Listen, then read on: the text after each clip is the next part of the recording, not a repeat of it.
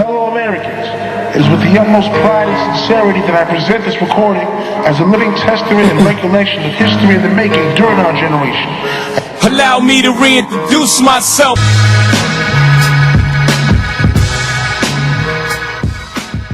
I am Donna Akiba Sullivan Harper, the Fuller E. Calloway Professor at Spelman College, and I'm a professor of English.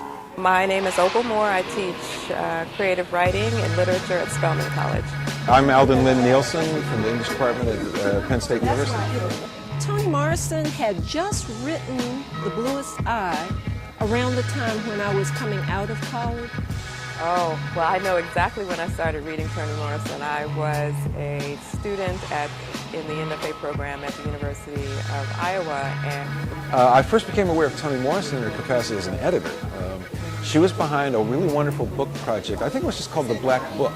I was intrigued by this powerful novel that addressed aesthetic concerns. Is beauty really only for certain people? I always thought that it was important to read Toni Morrison in order, so I started reading her with her first book, and I've always read her books as they come out. It was one of the most incredibly well-written books I've read in a long time, and it was a fascinating treatment of a kind of a communal scapegoating that I was familiar with from other literary texts. And it was just so exciting to see sort of a new voice in fiction at the time.